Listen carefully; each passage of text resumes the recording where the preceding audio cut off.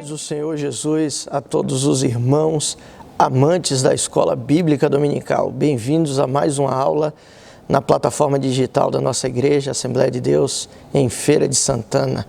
Queridos, nós trataremos hoje a nossa 7ª lição. Cristo é a nossa reconciliação com Deus. Na semana passada, tratamos a condição dos gentios sem Deus. Hoje nós vamos ver a junção, gentios, judeus e essa mudança por intermédio da nova aliança. A temática do nosso trimestre é a igreja eleita, baseada na carta do apóstolo Paulo aos Efésios, uma temática sugestiva e uma temática pertinente para os dias atuais. Antes, porém, vamos fazer uma oração apresentando a Deus esse trabalho. Pai, obrigado por este dia, obrigado pelos teus filhos e filhas que estão atentos e ligados na tua palavra, Senhor. Dos irmãos, das irmãs, de todas as pessoas que participam dessa grande escola teológica que é a Escola Bíblica Dominical. Nós te louvamos e te agradecemos por cada um que dá a sua contribuição nesse trabalho. Te pedimos que o teu Espírito nos ajude mais uma vez a passarmos os teus mandamentos e os teus ensinos para a glória de Deus Pai. Amém. Queridos, a última lição nós falamos da condição ou das condições dos gentios sem Deus. A lição de número 7 será tratada no dia 17 de maio de 2020, vai falar de Cristo, que Ele é a nossa reconciliação com Deus, né? Através do novo nascimento, do novo homem. O comentarista, ele introduz a lição dando um apanhado geral dessa situação gentil, né, dos judeus, enfim. E antes de tocar nesse assunto, é importante frisar a questão de como o judeu entendia e enxergava as outras nações, como eles analisavam outros povos. É bom ressaltar que essa condição gentil, esse termo gentil, explicado no sentido etimológico da palavra, são outros povos que não são judeus. Então havia um exclusivismo entre os judeus e quem não era judeu era gentio. Segunda coisa a ressaltar, o segundo ponto a ressaltar nessa introdução, é que o judeu tinha uma ideia: Deus é meu, Deus não é de outra nação.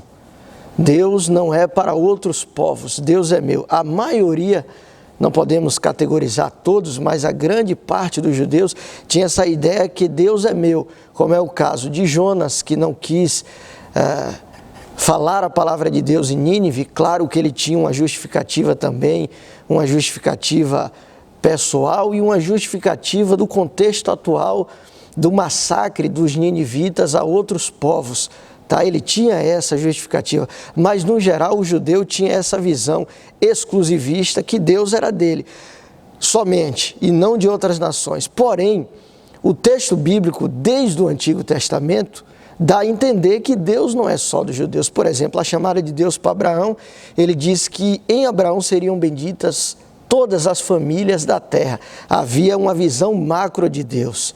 Em Isaías, capítulo 56, e o versículo 7 diz: também os levarei ao meu santo monte e os alegrarei na minha casa de oração. Seus holocaustos e os seus sacrifícios serão aceitos no meu altar, pois a minha casa será chamada casa de oração para todos os povos ou para todas as nações. Foi essa releitura que Jesus fez ali no Evangelho, segundo escreveu Marcos, de Isaías capítulo 56, versículo 7. Então, a ideia de Deus com Israel, a princípio, foi usar Israel de modelo para, através desse modelo, a mensagem de Deus ser estendida para toda a humanidade.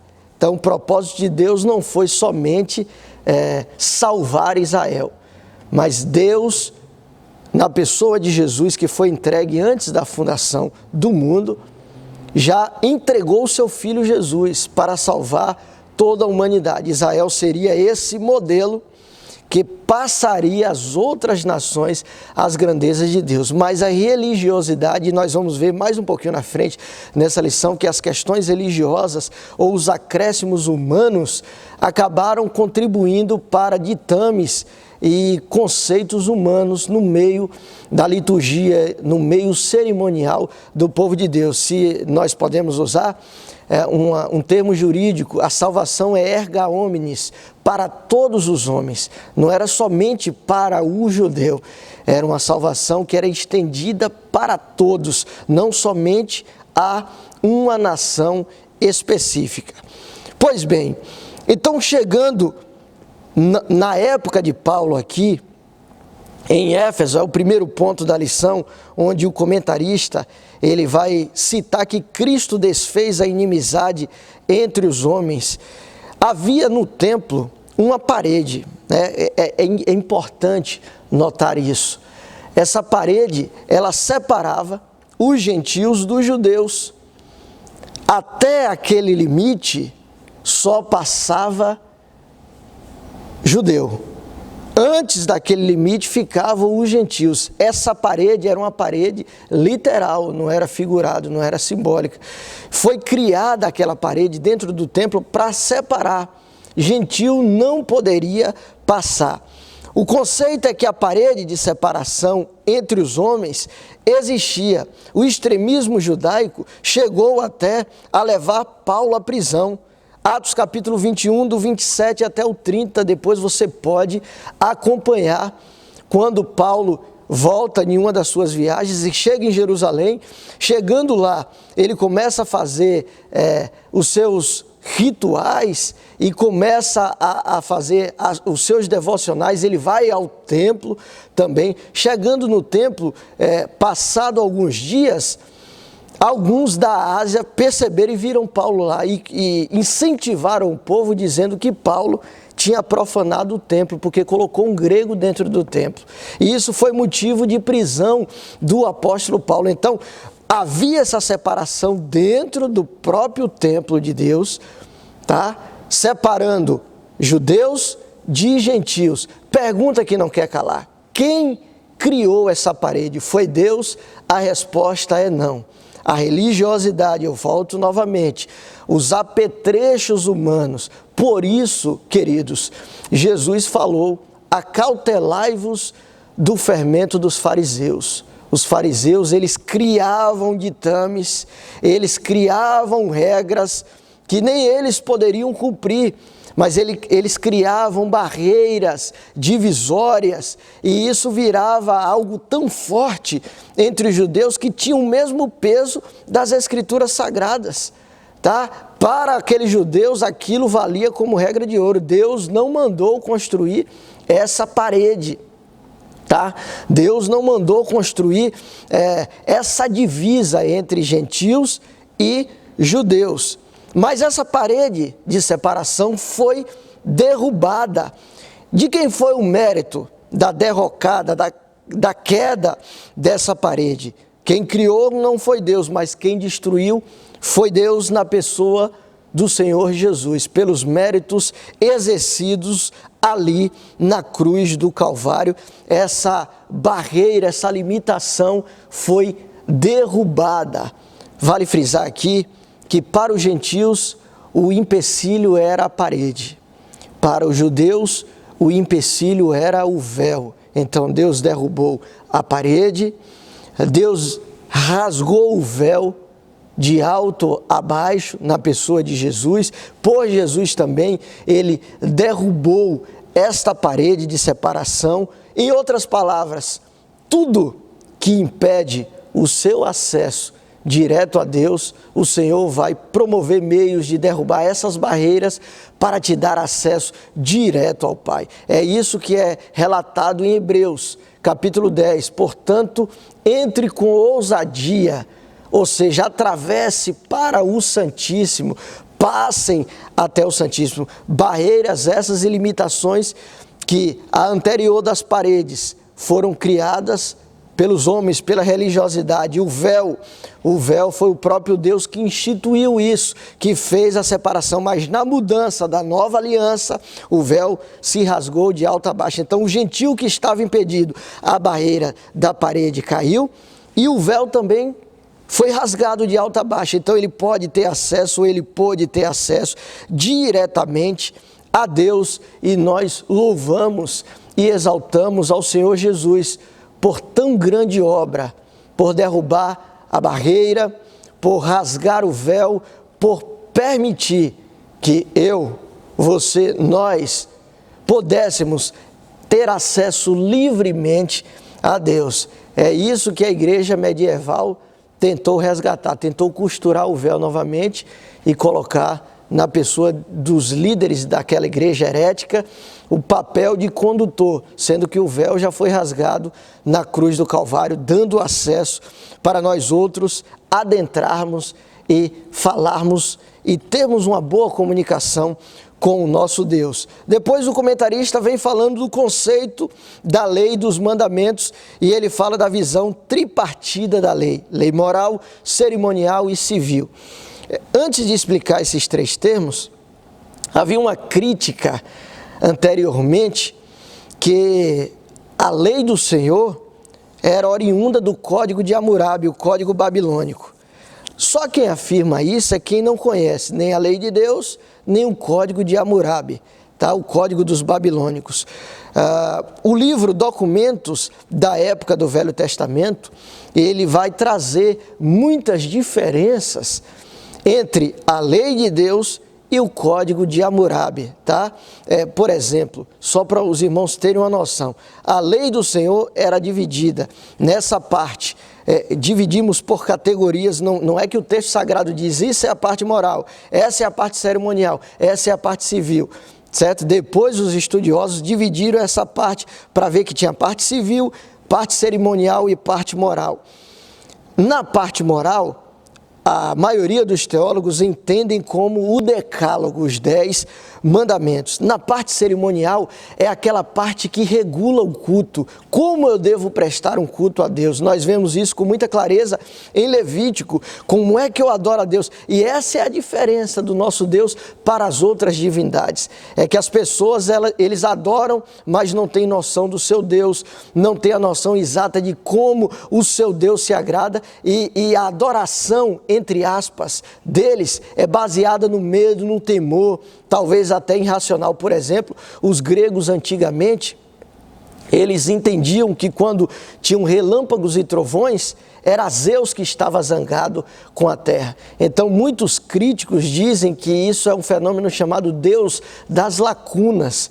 Eles, quando não têm uma resposta, preenchem a lacuna dizendo que é Deus. Foi provado cientificamente que relâmpagos e trovões não são deuses, nem é Zeus, tá? Eram simplesmente efeitos da natureza, e acabou redundando aí numa crítica pesada. Só que o nosso Deus não é Deus das lacunas. O nosso Deus é um Deus que a gente sabe o que Ele gosta, sabe o que Ele não gosta, conhece aquilo que agrada o coração dEle, conhece aquilo que desagrada. Então a lei cerimonial se ocupou em orientar o povo de Deus como ele deve prestar essa adoração a Deus. A lei civil é a parte da lei que regula propriedade, roubos, homicídios, toda essa parte civil. Então, voltando na comparação entre a lei de Deus e o Código de Hammurabi, o Código de Hammurabi é só civil. A lei de Deus é civil, cerimonial e moral. Outra diferença do Código de Hammurabi para a lei do Senhor, por exemplo, as penas do Código de Hammurabi eram muito mais duras do que as penas exercidas. Por exemplo, se uma pessoa guardava o templo ou roubava o templo, a propriedade estatal, e por ocasião desse roubo ele tivesse sido responsável, a pena dele era a pena de morte. Já na lei do Senhor, Êxodo 22, do 1 ao 9, o roubo era punido com a compensação da vítima. Veja a humanidade. E o último exemplo, só para vocês, os ricos no Código de Hammurabi tinham uma pena menor, os pobres uma pena maior. Então era um código parcial, que beneficiava os ricos. Já a lei de Deus, Levítico 19:15, não pode tratar com parcialidade, nem deve preferenciar o superior. Está na essência de Deus. A lei mais justa do mundo antigo foi a lei de Deus. Não há ali naquela região, no Oriente, não há uma lei mais justa e mais humana que a lei de Deus para aquela época, para aquele tempo. Por isso nós louvamos a Deus. Deus não precisa beber na fonte do código de Hammurabi babilônico. As leis do Senhor são advindas diretamente do trono da graça para que nós possamos nos alegrar e nos regozijar com ela.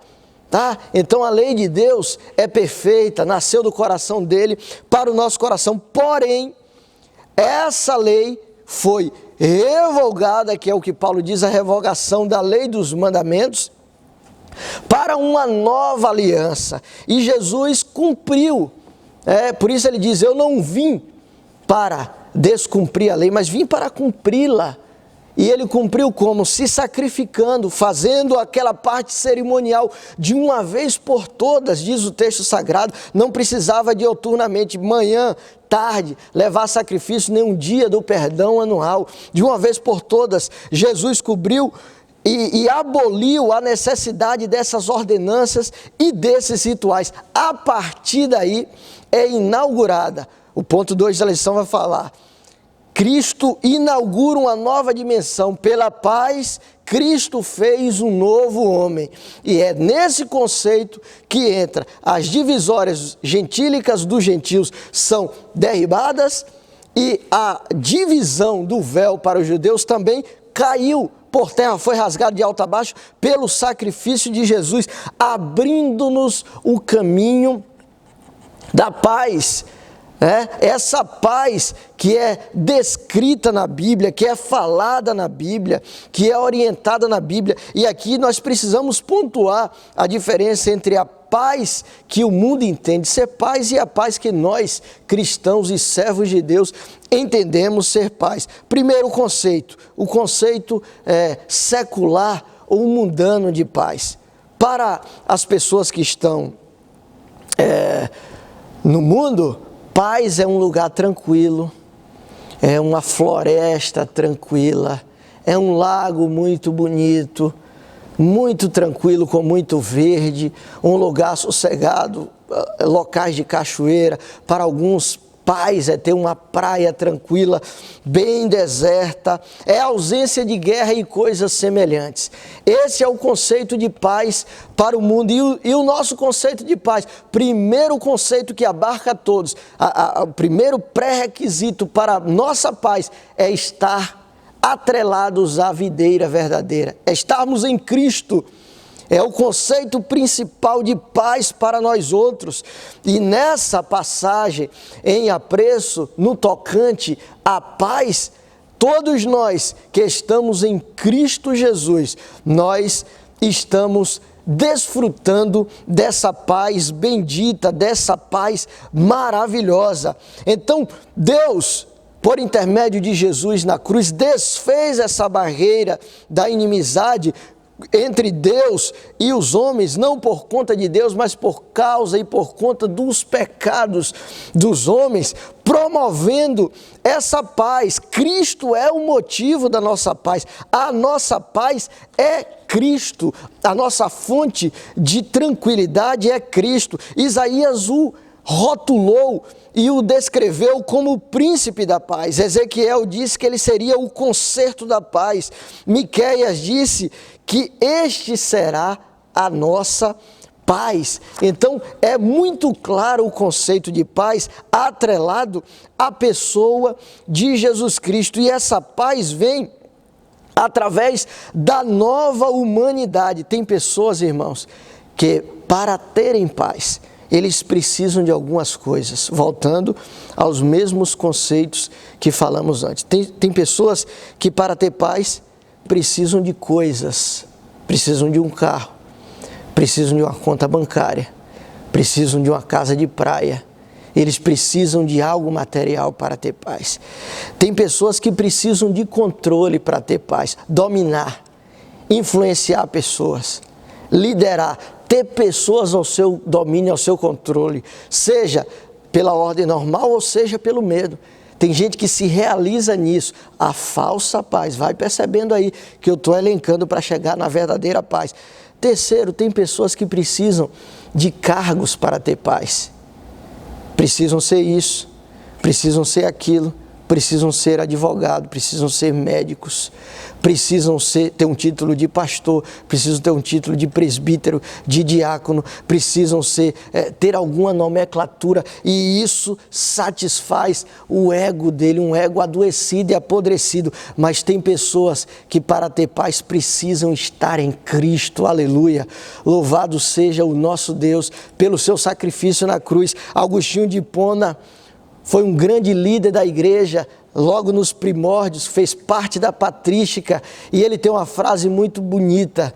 Ele disse: fizeste-nos para ti, ó Senhor, e inquieto está o nosso coração, enquanto não repousar em ti. Agostinho, ele tinha uma grande influência na sociedade onde ele vivia, mas ele não tinha paz, ele só teve paz quando ele repousou o coração em Jesus Cristo. Então, esse é o verdadeiro sentido da paz. Não é ter títulos, não é ter cargos, não é ter controle sobre pessoas, não é ter coisas, é ter Jesus Cristo, o nosso príncipe da paz. Vale frisar no tocante à paz outra coisa interessante aqui. João, capítulo 14, o versículo 17. Jesus disse: deixo-vos minha paz. A minha paz vos dou, não vos la dou como o mundo dá. Por que Jesus falou isso? Qual foi o propósito de Jesus falando dessa paz que não era como o mundo dava? À época de Jesus, o império que dominava o mundo, inclusive Jerusalém, era o Império Romano. E 28 a.C., outros historiadores dizem 30 a.C., o Império Romano começou a exercer a Pax Romana. O que acontecia na Pax Romana, Abimael? Na Pax Romana, eles varreram os piratas dos mares, deixou o mundo mais tranquilo, varreram os ladrões das estradas, claro que tinha ainda, mas era um número muito menor, e eles subjugavam qualquer rebelião. Essa Pax Romana foi de 28 ou 30 a.C. até 180 depois de Cristo. E Jesus está aqui no meio dessa Pax Romana, e Jesus afirma: eu dou uma paz a vocês, mas não é como o mundo dá. Por quê? Porque a paz de Roma era impositiva, era pelas armas. Roma impunha e a pessoa obedecia na marra, sem obedecer de fato e de verdade, como duas crianças que brigavam, uma discutindo com a outra, e a mãe gritou: senta os dois sentaram, e um falou na sua mente: eu estou sentado, mas na minha mente eu estou em pé.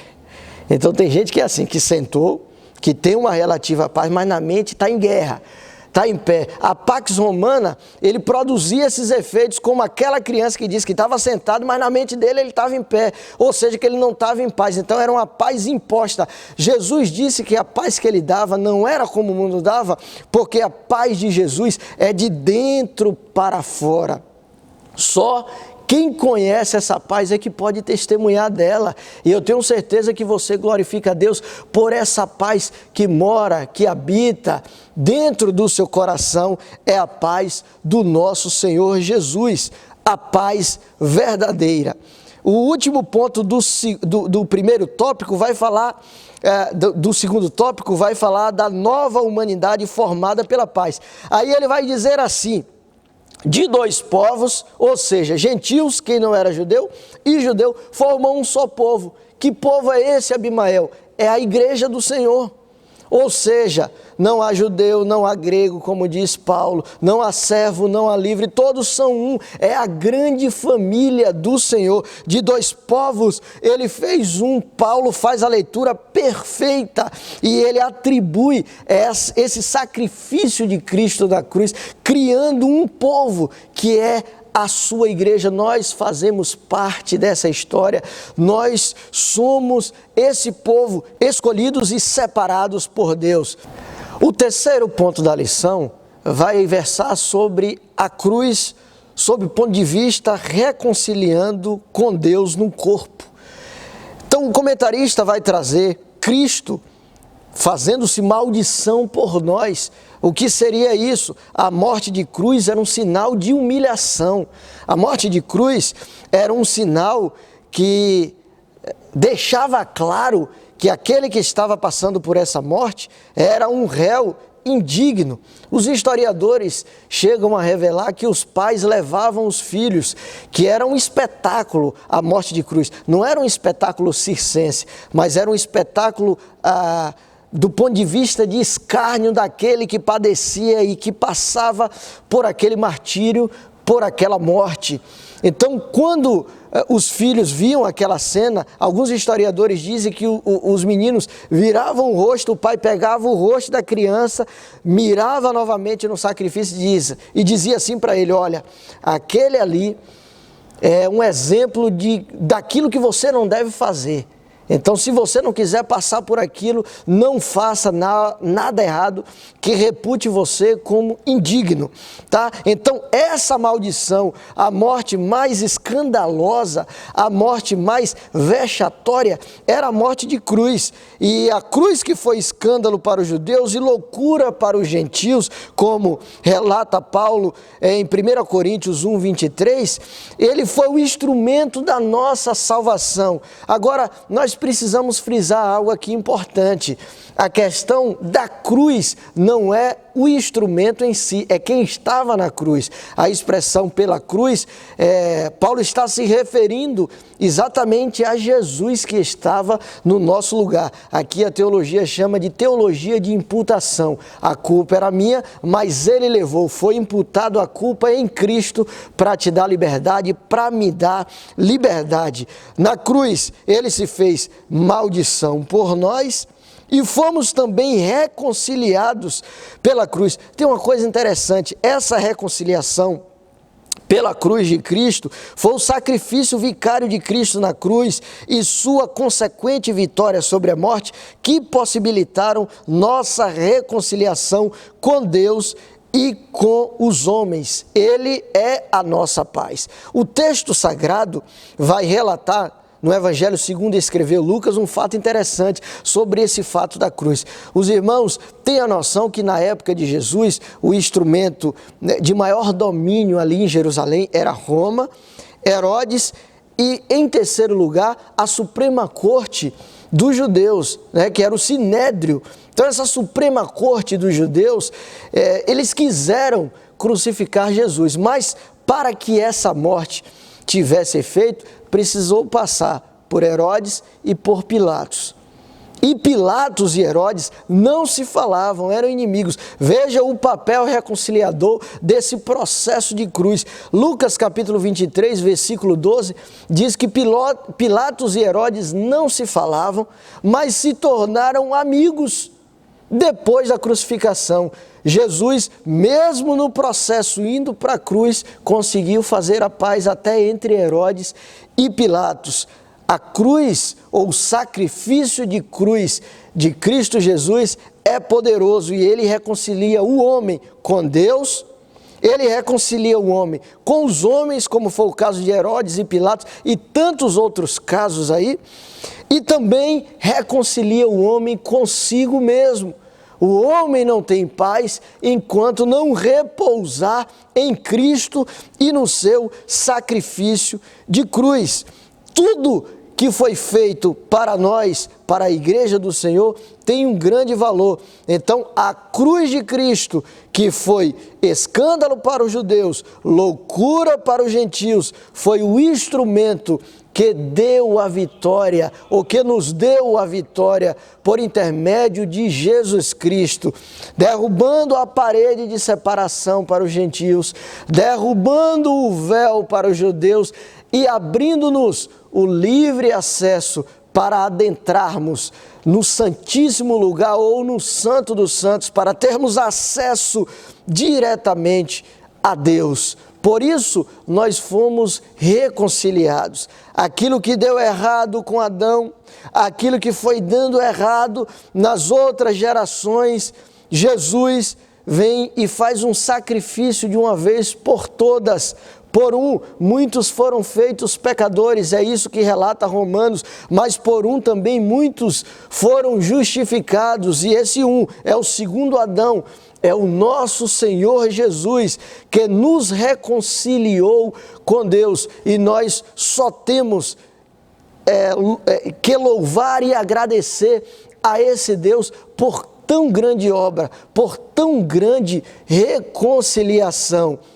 Essa lição nos traz uma lição fantástica e maravilhosa, que as barreiras que impediam o acesso teu direto para com Deus foram derrubadas. A lição para nós outros neste dia é: não crie barreiras, não crie empecilhos, não crie nada que atrapalhe a tua comunhão. Tem nada melhor do que estar em paz com Deus. Alguém disse, eu concordo, não tem melhor travesseiro do que uma mente tranquila. E mente tranquila passa pela comunhão com Deus. Tem gente que está em paz com os homens, mas não está em paz com Deus. E essa paz nós só alcançamos quando nos voltamos para Jesus, o autor e consumador da nossa fé. Louvamos a Deus por tão grande reconciliação. Nós somos o extrato, nós somos a história viva que fomos apegados à videira e fomos reconciliados com Deus. Eu gostaria de orar com você e por você. Pai, obrigado por esse dia, obrigado pelos teus filhos e filhas que estão atentos aos teus mandamentos, à tua palavra. Nós te pedimos a tua bênção sobre a igreja do Senhor, sobre o momento que o Brasil vem passando. Senhor, nós precisamos mais do que nunca do príncipe da paz aqui no Brasil para reconciliar de todos os lados, autoridades, irmãos de igreja, para que um dia, Senhor, possamos estar contigo, ceando naquela grande festa, porque o que o Senhor promoveu para nós é bênção, é vitória, e nós só celebramos a Ti por tão grande bênção. Nós te louvamos e te agradecemos por tudo, em nome de Jesus. Amém.